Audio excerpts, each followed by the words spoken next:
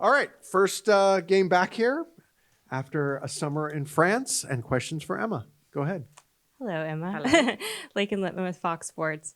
You've obviously gotten your career here off to a very hot start, and I know you guys are looking ahead to 2027 as the next major tournament. But I was wondering if you could kind of just take us through, like, what does between now and then look like? Are there benchmarks that you need to hit?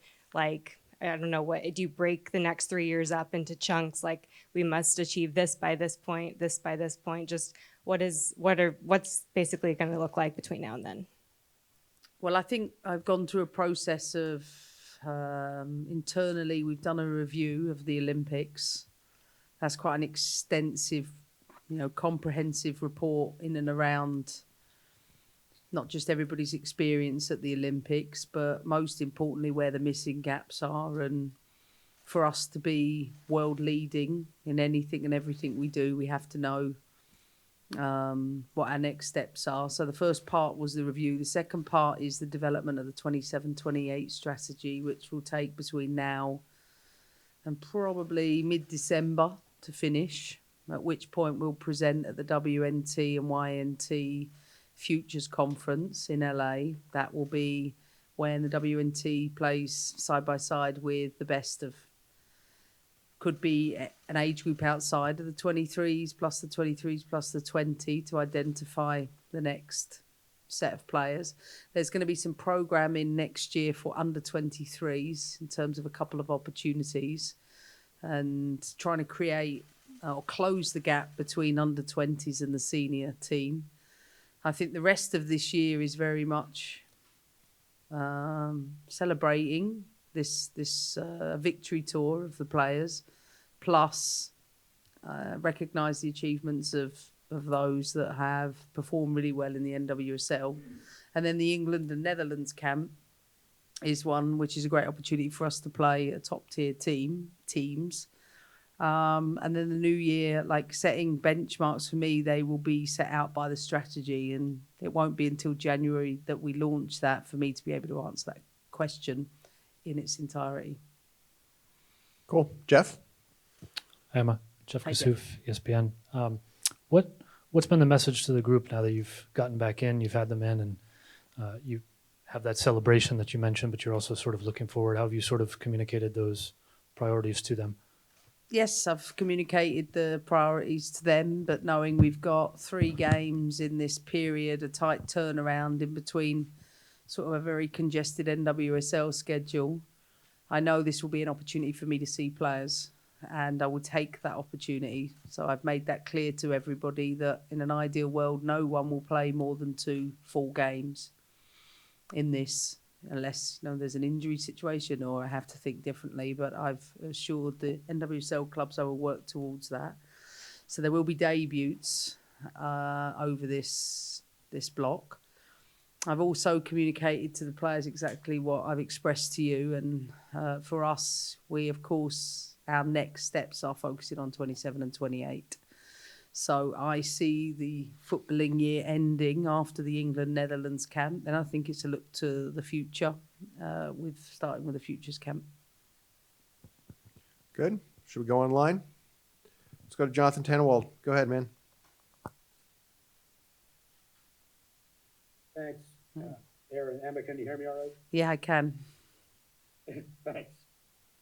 You mentioned the not wanting to play, ideally, players more than 2 games each out of the 3. And I wondered if for the Europe-based contingent in particular, with the travel time that they'll have afterward and the turnaround, does that make it more likely that their 2 are the first 2? I think the bigger issue is that NWSL have games on the Friday.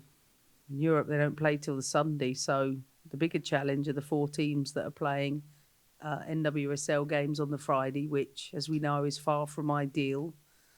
And these are conversations I've had with NWSL. Player welfare is critical, and we all, of course, know what the FIFA windows are. So hopefully in the future, that we will work towards not having scheduled games on a Friday after a Wednesday international game. But like I said, we're working hard with NWSL in our communication to plan for the future, and say that. All right. Let's go to Andrew Jones. Go ahead, Andrew. Hold on. There we go. Go ahead. Thanks a lot, Aaron, as always. First, Emma, just wanted to say, obviously, Jaden Shaw had her birthday on Sunday in terms of turning 20, and you talked about her growth in her game. Talk about just what you've seen from her throughout the course of this season in the WSL. And since it's Halloween week, and we saw the candy that Harry and also the players are getting, do you have favorite candy by any chance? I didn't catch the name of the player at the beginning. Jaden. Jaden. Yeah. 20. Yeah. Listen, I'm on a health kick at the minute, so they're banned from my world at the minute. So no, I do not have a favourite candy because that's not on my list at the minute. I just gather them up for Harry, and Harry's favourite candy is Nerds. He's definitely grabbed a few of them out of the bowl, but an hour later, it wasn't, as we know, those of us with children, that was a lively 1 or 2 hours after that. And Jaden's progress. Jaden, first of all, I'm so delighted she's fit, healthy, back in camp. She's in a good place. She, I think, first of all, she's so excited to be fit and being around the group after the Olympics. And I think the season ending probably comes at the worst possible point for her, but that's all part of her learning and growth. And I think she needs, at the end of this season, a reset and then go again. And she's where I'd expect most 20-year-olds to be. She's in exactly the right place. Andrew, I think her birthday's next month, by the way, but we'll celebrate it then. Steve Goff, go ahead. Yeah, from a technical standpoint, what would you like to see from the team in this camp that maybe you did not see in the Olympics, or maybe did not see in enough abundance at the Olympics? Thanks. Well, first of all, we've done a review with the players of, what our strengths are as a team. We've also worked through what the opportunities could be for us. It's the first thing. I think the reality is there will be, when we play a team, I put together a team on the field that have been playing together over a period of time.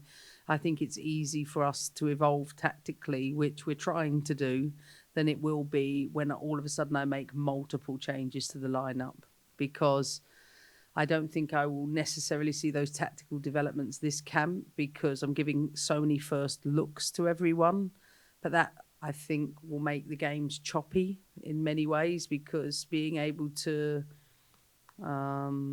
apply everything I'm asking them to do in their first camps, I think will be really, really challenging. So I'm not expecting everything to be perfect in this camp, but I do expect the group that was playing in the Olympics that have been exposed to a tactical schema, that when they are placed together, that they show the tactical developments that we've been working through this week.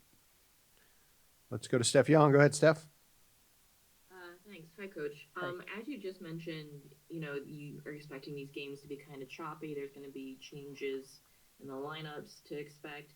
Just wondering, in that context, the balance you're trying to find between being able to evaluate those the newer, the younger players, knowing that it is going to be choppy, and your ability to evaluate them, within systems, knowing that these things might be shifting, especially as you're trying to plan for that 27-28 strategy. I think one of the really hardest things to do at international level is we always want to see more players, but the more changes you make, the more broken up the play becomes, because football, like any sport, is about building connections and building relationships. And you can't do that if the relationships change game in, game out. So if you've got a completely different back four or whatever that might be. So I think it is difficult at international level to have maybe some of the volume of changes that sometimes the fans really want to see. However, we are not competing to qualify for a tournament just yet. And this is the perfect window to be able to give those looks to players that will start to form a group, particularly after Christmas, that we will start to build around.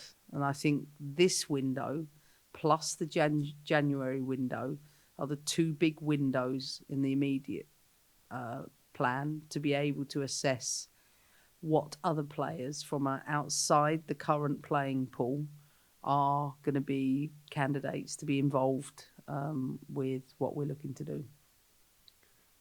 You got another one, Lincoln? Go ahead.